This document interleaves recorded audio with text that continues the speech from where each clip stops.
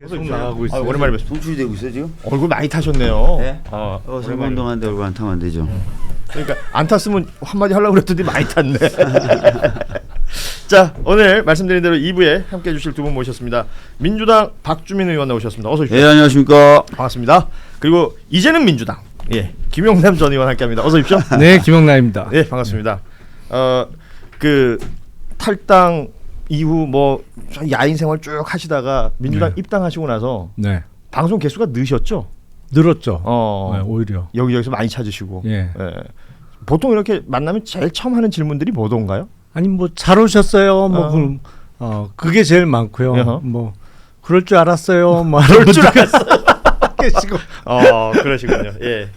자, 대선 그 공식 유세는 오늘까지가 마지막이고 네. 오늘 12시까지 후보들이 네. 이제 유세를 할 것이고 현장을 뭐 민주당 의원들 현역 의원들은 뭐 너나 할 것 없이 정말 열심히 다니셨던 것 같습니다. 특히나 박주민 의원도 정말 많이 다니신 것 같은데 유세 현장에서 가장 많이 들으시고 가장 좀 뭐랄까 이렇게 와닿는 이야기들 들으신 것들이 있다면 어떤 게 있을까요? 잘생겼네. 큰일 났네. 농담이고요. 예. 그 살기 어렵다. 살기 어렵다. 그러니까 주로 보면 시장 가거나 상점 가거나 예. 뭐 요렇잖아요. 그러니까 가면은 하나같이 진짜 예외 없이 서울의 강남조차도 살기 어렵다. 예. 그래서 제가 이제 확고하게 좀 믿고 있는 구석이 있는데요. 이 3년간의 실정에 대해서 몸소 느낀 분들이 굉장히 많기 때문에 큰 흐름은 이미 잡혀 있다. 그렇게 저는 보고 있거든요. 이번 대선에. 예. 그 민생이 힘들다라는 얘기. 그러니까 이거는 그 실제 본인의 소득 수준이나 뭐 어디 취업 상황 자체나 이런 거하고 상관이 없는 것 같아요. 그 자영업자 소상공인들 얘기들만 유독 많이 했더니 자영업자 소상공인 아닌 분들 야 우리도 힘들다. 그러니까 월급 생활자도 힘들고 맞아요. 뭐 영업하시는 분들도 힘들고 다 힘들다는 거예요. 맞아요. 그러니까 이거는 이제는 뭐 어떻게 해 나가야 될 것인지에 대해서 앞으로의 얘기가 훨씬 더 중요할 것으로 보이고 우리 김용남 전 의원 그 여쭤보고 싶은 건 국민의힘으로도 선거를 치러 보셨잖아요. 예. 그리고 개혁신당으로도 뭐 치러 보셨고 민주당 당원이 돼서도 지금 치르고 계십니다. 네. 다릅니까? 좀 다르죠. 사실은 국민의힘은 과거에는 다른 건 몰라도 선거는 잘 치르던 정당이었어요. 그 맨날 나와서 반성하고 전하고 뭐 이런 뭐, 거. 뭘 하더라도 선거는 하여튼 반짝 잘하는 예. 정당이었는데 최근 몇 년 동안은 완전히 그게 망가졌죠. 그 시스템 자체가. 아니 당장 작년 총선이 역대 최대 총선 그렇죠. 기준으로 참패를 했잖아요. 뭐 공천부터 시작해서 엉망진창이었고 이번에 대선도 보면 공약도 별로 안 보이고 사실은 막판에 후보 교체하려고 했다가 실패해서 그런지 모르겠습니다만 준비가 안 돼 있다는 티가 너무 나요. 어수선해요. 그러니까 기본적으로. 그러니까, 과거보다도 훨씬 어떤 능력치에서 떨어지는 모습이고 개혁신당은 뭐 당도 워낙 작습니다만 그래도 창당 초기에 합류했던 그러니까 정치권에 오래 몸담고 있던 사람들이 사실상 지금 다 떠났거든요. 그러니까 저를 비롯해서 허은하 전 대표도 그렇습니다만 민주당 쪽에서 합류했던 조응천, 이원욱 그렇죠. 그 전 의원들도 사실은 이준석 캠프에 전혀 관여를 안 하고 있는 걸로 알고 있거든요. 그러니까 다 없어요. 그리고 지금 일종의 이준석 후보와 비슷한 연령대의 사람들, 고만고만한 사람들이 선거를 치르고 있는데 당장 마지막 TV 토론의 그 문제된 발언 보니까 저건 분명히 준비를 했던 발언이란 말이죠. 전략적으로. 전략적으로 준비를 해갖고 나온 발언인데 아니 어떻게 저런 게 캠프 차원에서 안 걸러졌을까? 논의를 한 거잖아요. 그거는 뭐 미리 다 준비를 해놓고 작정도 짜갖고 나왔는데 아니 사전에 저런 거를 하면 안 된다고 누가 브레이크를 안 걸었나? 그러니까 생물학적으로는 그 동종 교배의 위험성이 현실적으로 드러난 거죠. 동종 교배. 그러니까 동종 교배를 하다 보면 뭐 열성인자가 강화돼서 그러니까 안 이준석 좋다는 후보의 거잖아요. 뭐 심지어는 팬클럽이다라는 얘기까지 들릴 정도로 네. 그들끼리 모여서 그들끼리 얘기하다 보니까 그런 것들이 걸러지지 않는다. 아, 그렇죠. 그 민주당 파란색 점퍼 입고 네. 선거운동하면 뭐 혹자른 뭐 빨간 옷 입은 분이나 뭐 이런 분들이 돌아다니면서 막 욕하거나 그러진 않으세요? 그런 분도 간혹 계십니다만 사실은 이번 대선에서 이재명 후보의 코스피 5천 그러니까 코리아 디스카운트 해소 공약이 저 개인적으로는 그쪽에 관심이 많기 때문에 가장 마음에 들었는데 입당하고 나서 확인해 보니까 그 왜 산업은행 본사의 부산 이전 얘기가 있었잖아요. 네. 지난 선거에서도 예. 윤석열 후보가 그걸 제시했는데 이재명 후보가 H&M 본사 네. 이전 그리고 해수부의 부산 그렇죠. 이전 그리고 이제 최근에 부산 해사법원 신설까지 나왔단 말이죠. 그래서 그 공약이 왜 나왔나를 그 물어보다 보니까 이재명 당시 당대표 시절부터 해서 최고위원들 간에 이른바 북극 항로의 확대 있잖아요. 그 스타디를 꽤 많이 했다는 거예요. 그만큼 준비가 돼 있더라. 그래서 저는 깜짝 놀랐어요. 야, 이거 진짜. 그러니까 국민의힘에서는 그런 거 준비 안 하고 막 까는데. 네. 그래서 북극 항로와 연결해서 하면 그 공약이 다 연결이 되는 거죠. 아하. 그러니까 공약의 완결성이라는 측면에서 훨씬 보니까 준비가 많이 돼 있어서 뛰어난 것 같아요. 그러니까 뭐 혹자들은 이번 선거 정책이 안 보인다. 예, 뭐 네거티브만 난무한다. 언론에서는 절대 그렇지 않아요. 예, 프레임을 막 그 작동을 시키는 것 같은데. 제가 기자분들하고 얘기 나눌 때 민주당 내부 경선일 때는 공약만 보인다, 정책만 보인다, 재미가 없어요 이러다가 본선 가니까 이제 사실 네거티브가 너무 저쪽이 세니까. 근데 또 기자분들이 죄송스럽게도 여러 가지 사정상 네거티브를 또 많이 써주시잖아요. 다 다루진 않죠 또. 그렇게 되다 보니까 이제 정책이 사라졌지만 저희가 언제 정책을 안 발표하거나 정책을 주장 안 하거나 그런 적이 없어요. 부지런히 발표해 왔던 굉장히 발표를 자주 해왔고. 그러니까 예를 들어서 후보가 정해지고 나서부터는 거의 저는 매주 본 것 같거든요. 그리고 매주 보고 굵직굵직한 얘기들은 뭐 유세 현장에서도 하시겠지만 미디어들한테 계속 뿌리셨잖아요. 맞아요. 그런데 그게 기사화되는 건 사실은 그만큼의 빈도가 아니었던 것 같아서 죄송스러운 말씀입니다만 이게 어떤 네거티브나 어떤 그 망언 이런 건 기사 쓰기가 쉽잖아요. 맞아요. 쉽잖아. 근데 사실 공약과 관련한 거는 어느 정도의 이해도가 필요하단 말이죠.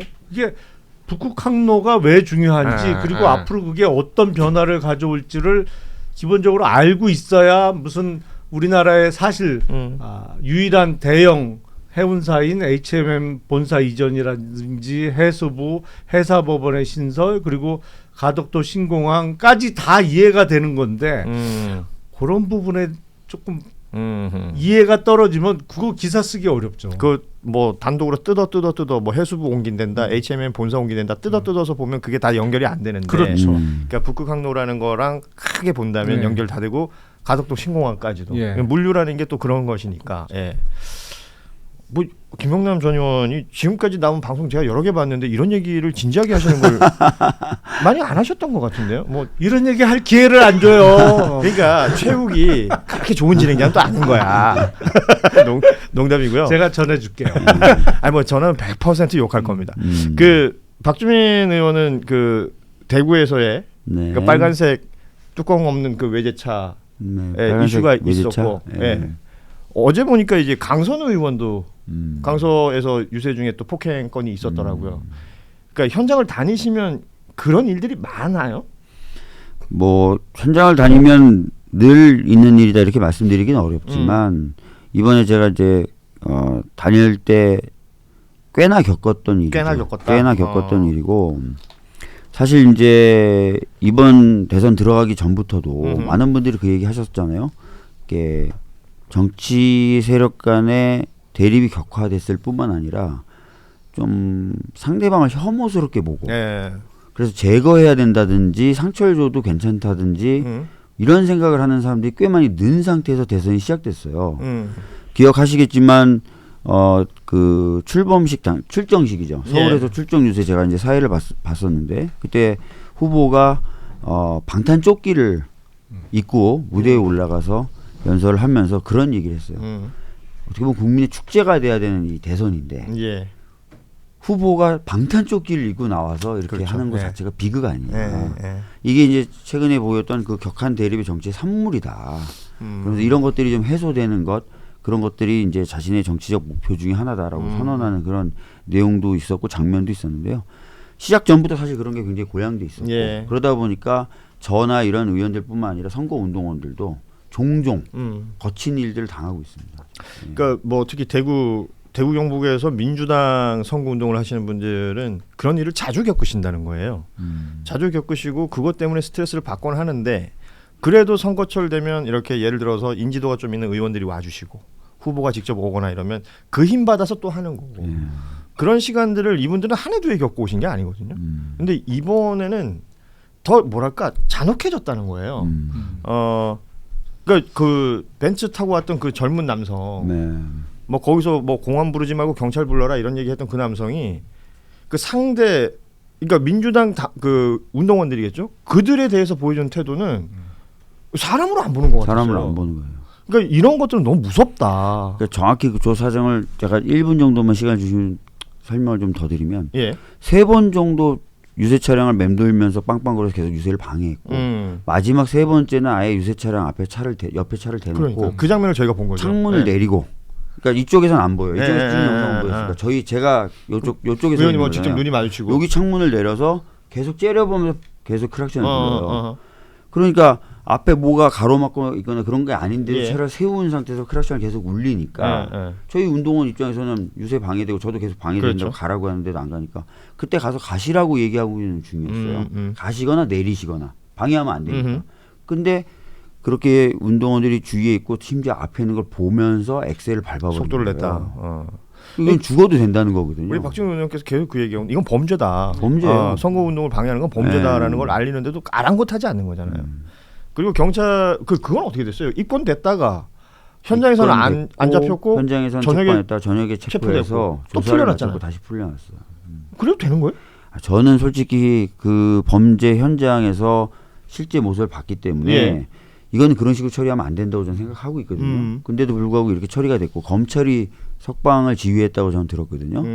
구속 안 시키겠다 이렇게 예. 지휘했다고 알고 있는데 어차피 대선 내일 끝나니까 좀 잘 살펴볼 거고 행안위 의원님들이나 이렇게 하고 소통하고 있습니다. 그것도 예. 또 문제 제기를 할 필요가 있기 때문에. 네. 예. 근데 우리 사회가 뭐랄까요, 정치와 관련해서 훨씬 거칠어진 거는 사실인 것 같아요. 그러니까 가장 극단적인 예가 서울 서부지방법원에서 그렇죠. 일어났던 폭동 사태인데 지난 주말에 제가 오후에 광화문 쪽을 이렇게 가 보니까 이른바 정광훈 측 집회에서 하는 얘기를 가만 들어보니까 벌써 부정선거로 단정짓고 선거 결과가 빠르면 내일 밤 늦게 자정 전에도 나올 수 있잖아요.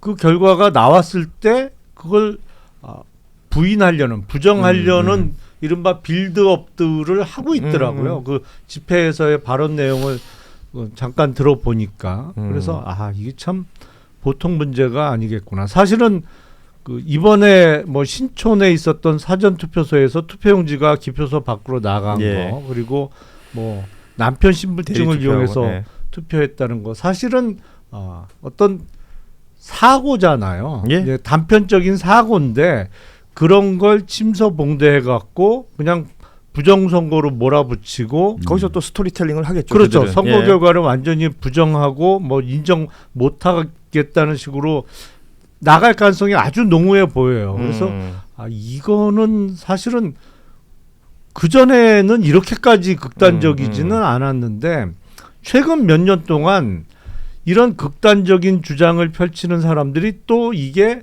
돈벌이 수단으로 이용되면서 그 얘기 많이들 하시던데. 이걸 끊지를 않는 거예요. 끊지를 않아. 왜냐하면 이게 돈이 되니까. 이게 사실은 어떤 형사적인 처벌도 중요하겠습니다만 그런 광장에서의 그 기회를 이용해서 돈벌이를 못하게 하는 게 더 중요해 보여요. 그 사실은 기부금품법 위반 혐의도 짓고 네. 문제가 많거든요. 근데 경찰에서 여태까지 그냥 토요일 일요일 거의 그 사람들이 광화문 그 앞 전세 낸 도로를 거죠. 예. 마치 이제 우리 표현대로 전세 내는 것처럼 사용하게 해준 거죠, 사실은. 그러니까 광화문에서 일상을 보내시는 분들 있잖아요. 뭐 회사원들이나 이런 분들은 그분들에게 그거는 엄청난 스트레스고 고통이더라고요. 그럼요. 과거에 트럼프가 스탑 더 스틸이라는 캠페인을 네. 했거든요. 대선에 지고 나서. 그때 사람들이 그랬을 뿐만 아니라 트럼프 본인도 이 스탑 더 스틸이라는 캠페인으로 선거 결과를 바꿀 수 있다고 생각하지 않았대요. 지지층을 결집시켜 놓고 그렇죠. 다음을 기약하기 위해서 아하. 그런 프레임을 걸고 캠페인을 했다는 거예요. 아마도 뭐 정광훈 일파라든지 많은 극우 세력들은 선거가 지더라도 지지층이 결집된 상태에서 뭔가 다음 기회를 노리겠죠. 그리고 그 시장 안에서 아까 말씀하신 맞아요. 경제 활동을 경제 활동을 하고. 그러려면은 부정선거 관련된 얘기를 굉장히 세게 할 건데 제가 충격적인 게 오늘 아침 제가 지역을 돌면서 어르신들 몇 분을 만나 뵀어요. 노인복지관을 좀 다니시면서 네. 다니시는 분들인데 노인복지관 내에서도 부정선거 얘기하는 사람이 너무 많다는 거예요. 맞아요. 그래가지고 본인들이 그런 분들하고 좀 싸우기도 하고 말다툼도 하는데 요즘은 지친다 막 이런 얘기도 하실 정도로 예. 이게 광범위하게 좀 그런 담론들이 퍼져 있는 것 같아요. 그러니까 이게 부정선거를 얘기하시는 그 어르신들 얘기를 들어보면 이게 논리가 없거든요. 근데 그 논리 없이 막 설파를 하는데 아니 어르신 그게 아니라 이게 안 돼요. 진짜 어려운 일입니다. 저 정도 되는 사람도 그러니까 앞뒤를 다 들어드리고 그 사이에 이제 그분이 틀린 부분이나 아니면 내가 바로 잡아줘야 될 부분들을 바로 잡아주고 시간이 엄청 걸려요. 그런데 일반 이 바쁜 현대 사회에서 그걸 누가 하고 앉아 있습니까? 정치인들도 쉽게 하지 못할 겁니다. 그런데 그들의 왜 중거 집단이라 그러잖아요. 그들끼리 모여 있는 집단에서는 목소리 큰 사람이 이기는 거예요. 지금 이 일이 벌어지고 있고 이게 점점 극단화되고 있다는 얘기를 두 분이서 동시에 해주셨는데 이게 사실 어제부터 그제부터 나온 뉴스 이 리팍스쿨 얘기로 네. 당연히 연결되는 것 같습니다. 네, 네, 네. 댓글 조작이라는 것이 저는 뭐 계속 이게 방송하고 뉴스 전하는 사람이니까 그 시발단이 제일 먼저 떠올랐고 네. 비슷한 건가 했더니 여기는 진화했어요. 네. 어떻게 보고 계셨습니까? 이 뉴스 접하시고는 일단은 그런 댓글 부대에 나랏돈이 흘러 들어갔느냐 안 중요한 들어갔느냐가 부분이죠. 예. 제일 중요하다고 예. 저는 생각을 해요. 그러니까 그 리박스쿨의 이면에는 이른바 애국단체 총연합회라고 하는 애총이라는 또 애총, 단체가 있는 거잖아요. 그 애총이라는 단체는 사실은 오래됐죠. 예. 그 사람들은 활동한 지 오래됐어요. 거기 사무총장으로 있는 이범 총장도 그 활동을 한 지가 오래됐고 이미. 실제 이 사람은 윤석열 캠프에도 있었던 사람이죠. 아니 사실은 박근혜 정부 때부터 활발하게 활동을 했었죠. 저도 잘 알아요, 사실은. 예. 잘 아시고. 네. 예. 근데 이제 말씀대로 진화한 게 이게 어떤 무슨 회비를 걷어서 아니면 어떤 독지가의 뭐 스폰을 받아서라기보다는 이게 예산이 쓰인 거 아니냐. 이 활동에 그게 가장 눈여겨봐야 될 점으로 보이고 만약에 그게 예산이 흘러 들어간 거, 예산을 전용 내지는 악용해서 그 활동에 썼다라고 하면 이건 정말 무겁게 처벌해야 되는 사안이 맞죠. 그러니까 이게 처벌이라는 말이 그러니까 당연히 진상 규명하고 처벌해야 된다는 얘기는 할 수가 있는데 사실은 진상 규명이라는 것도 완전히 다 밝힐 수 있을까도 약간 의심스러운 부분이 있지만 그 밝혀지는 게 다일까라는 생각이 드는 거예요. 그러니까 늘봄학교랑 연결이 되는 이 지점은 이런 표현 좀 그렇지만 이건 그들이 아이디어를 낸 거잖아요. 네, 맞아요. 그러니까 늘봄학교라는 게 윤석열의 공약 그리고 윤석열 정부가 이 교육부 차원에서 굉장히 강하게 드라이브 걸어가지고 지금까지 온 거고 예산도 계속 늘어나고 있고 사업은 확대하고 있는데 이 사이에 자신들이 들어갈 공간을 찾아낸 거 아닙니까? 네, 맞습니다. 그리고 젊은이들이 취업이 난망하고 늘봄학교 강사 뭐 이런 것들을 자격증으로 유인하고 이게 진화라고 단순히 얘기할 수 있는 건가? 이건 범죄의 관점으로 보면 그리고 진짜 더 무서운 건 예. 굉장히 어린 초등학생을 그것도 대상으로 그렇지. 뭔가 사상적 편향성을 주입하려고 했던 시도라는 측면도 저는 그게 제일 그쵸, 놀랍더라고요. 이거는 길게 보자면 앞서 저희가 일부에서도 그렇고 제가 다른 방송에서도 얘기했었는데 일제시대 문화통치라는 게 이런 거였잖아요. 우리나라 말 못 쓰게 하고 일본 말 쓰게 하고 그때 때리지 않았어요. 네. 그때는 그냥 자연스럽게 교육인 것처럼 했었지만 그것 때문에 물들었던 사람들이 뭐 우리가 너무 잘 알잖아 역사적으로. 근데 이런 일이 지금 자행되고 있었다라는 것도 나는 너무 충격인데 이게 앞서도 얘기했지만 이 리박스쿨과 지금 김문수 후보 또 국민의힘이라는 정당 그러니까 더 나아가서는 윤석열 이렇게 연결되는 라인들을 보면 이건 그냥 단순히 누구의 비행이거나 몇몇 집단들의 이야기가 아닌 거 아닙니까? 그럼 이건 어떻게? 앞서도 제가 정치부 기자들한테 물어봤어요. 정치인들 기자회견 한다 그러고 무슨 이렇게 단체들 오셔가지고 사진도 찍고 막 하지 않습니까? 네. 앞으로 믿을 수 있겠습니까? 조정훈 의원실에서 했던 그 모습을 보면. 그러니까 기자회견 앞으로 기자회견 할 때마다 진짜 그런 단체인지 다 확인을 해보고 신원조회하고 해야 될 거 아니에요 이제는. 황당한 거죠.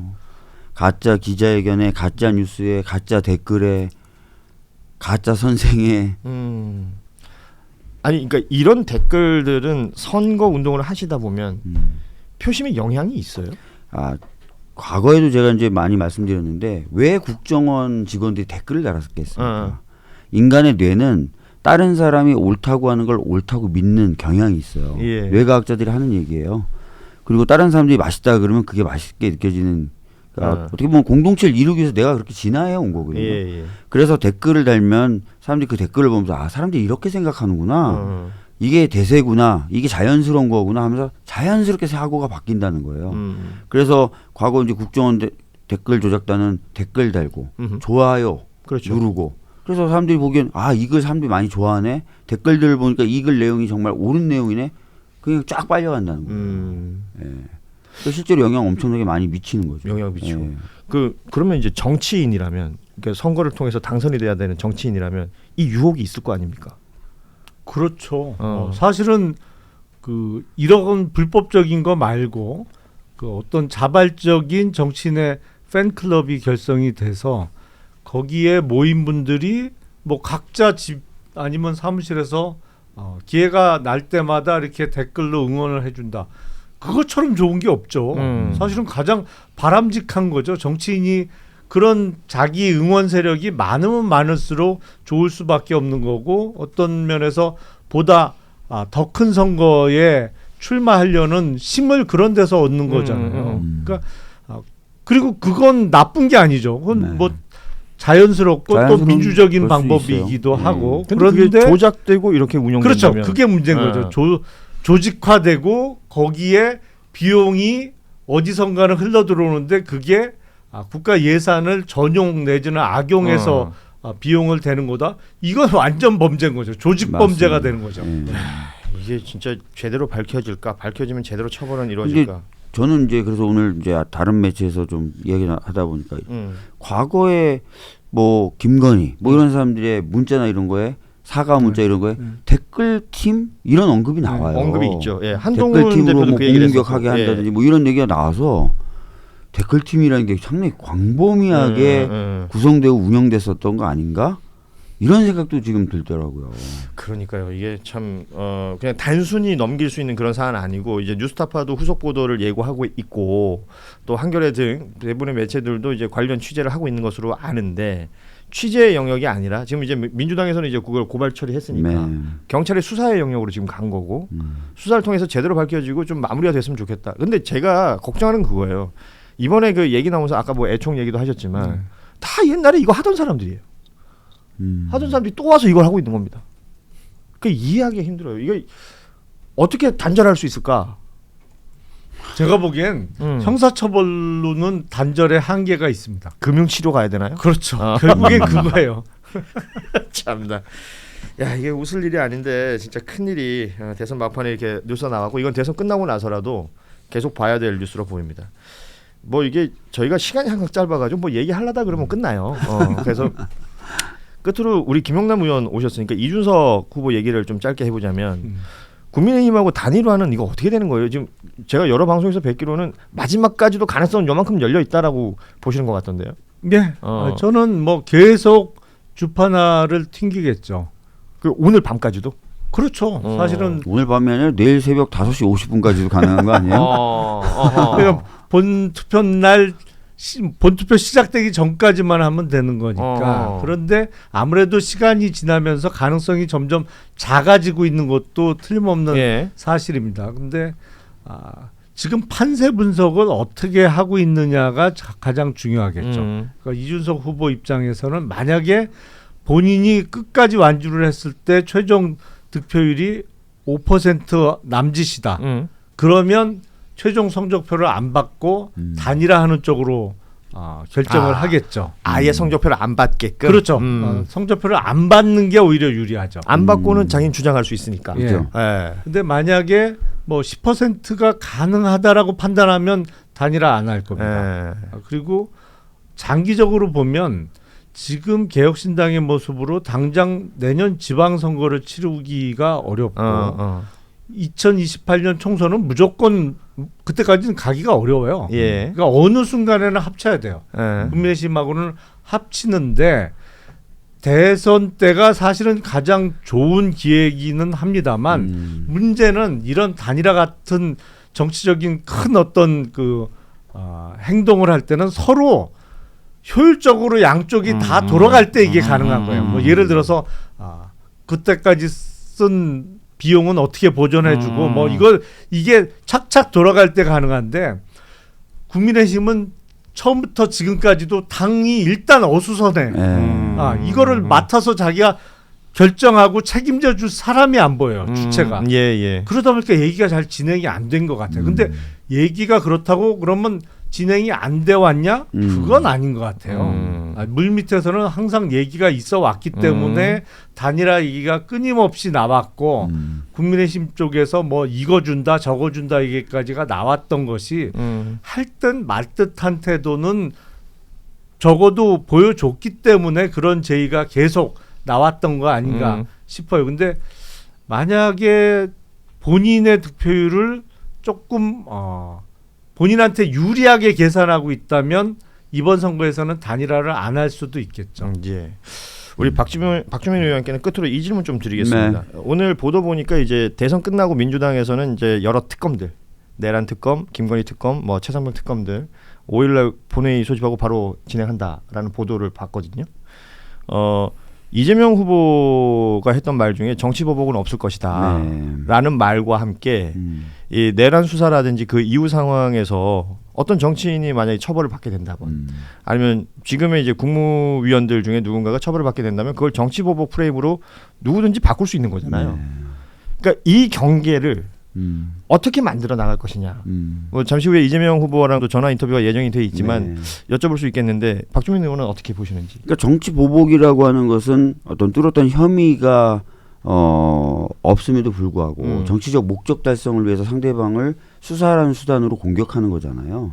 그러니까 그런 일은 없을 것이고요. 네. 다만 이제 내란이라든지 또는 최혜병 관련된 수사 외압 사건이라든지 이런 거는 어느 정도 실체가 드러나고 있는 것이고 반드시 규명돼야 될 진상이 있는 사건들이지 않습니까? 이런 것들은 명확히 좀 진상을 드러내서 처벌하는 것이 오히려 헌정 질서를 수호하고 회복하는 데 필요한 일이기 때문에 정치 보복하고는 전혀 상관없는 일이라고 저는 보고 있어요. 그러면 뭐 상대가 이거 정치 보복 아니냐라고 항의는 충분히 할 수 있는 거 아니에요?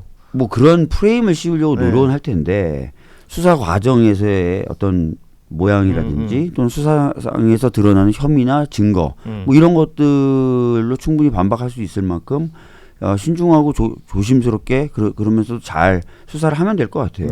과거에 그 특수 검찰처럼 막 되는 사건이든 안 되는 사건이든 인디언 기우제 지내듯이 막 하고 이렇게 하면 당연히 정치보복 얘기가 나오겠죠. 그렇게 하는 수사는 아닐 거고요. 예. 제가 보기엔 수사 시기도 중요하다고 생각을 해요. 그러니까 내일 밤 이후에 그 6개월 안에 끝내야 됩니다. 되도록이면 최대한 빨리.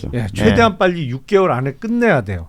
아무리 길게 잡아도 1년이 넘어가면 안 돼요. 왜 윤석열 정부에서의 수사가 정치 보복으로 비춰졌냐? 아니 누가 봐도 가장 간단한 수사인 예를 들어서 법인카드를 몇 년을 끌었어요. 그렇죠. 그러니까 정치 보복으로 다 인식이 되는 거예요. 그거는 그냥 객관적인 국민, 특별히 지지 정당이 없는 국민들 입장에서도 아니 저걸 갖고 몇 년을 끌어서 뭐 띄엄띄엄 압수수색하고 끝까지 뭐 한참 후에 소환하고 그럼 망신 주기 한다고 보일 수밖에 없거든요. 그래서 사실은 수사는 신속성도 중요합니다. 가능하면 6개월 이내에 다 끝내야 돼요. 전직 검사 김용남 전 검사의 말씀이셨습니다. 예. 그래요. 이재명 후보를 저 매일매일 뵙나요? 아니죠. 그렇게 그렇게 막 따로따로 막 움직이니까 못 보잖아요. 예, 개별적으로 막 움직이는 거예요. 그럼 가장 최근에 대화를 해보신 적이 언제? 지난주 정도. 그 오늘 제가 인터뷰할 건데 뭐 궁금한 거 있으면 하나 질문하고 가세요. 제가 좀 이따 물어봐 드릴게요.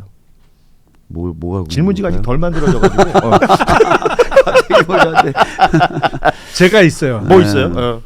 사실은 이재명 후보가 내놓은 공약 중에 코리아 디스카운트 해소해서 코스피 5천을 달성하겠다는 게 물론 아주 옳은 방향이고 꼭 해야 됩니다만 네. 사실은 그거를 하려면 우리나라의 가장 강력한 기득권 세력하고 싸울 수밖에 그렇죠. 없어요. 아시겠습니다만 이건 재벌들이 제일 싫어할 얘기예요. 예. 그래서 뭘 물어볼까요? 이게 재벌들이랑 싸울 준비 되셨냐고? 이게 그 재벌이 결국엔 그 얘기는 뭐냐면 웬만한 레거시 언론하고 다 싸워야 된다는 얘기죠. 그거는 알겠어요. 그러면 얼마나 강력한 의지를 갖고 예. 계신지 자, 꼭 좀 김용남 물어봐 의원의 주십시오. 질문입니다. 싸우실 겁니까?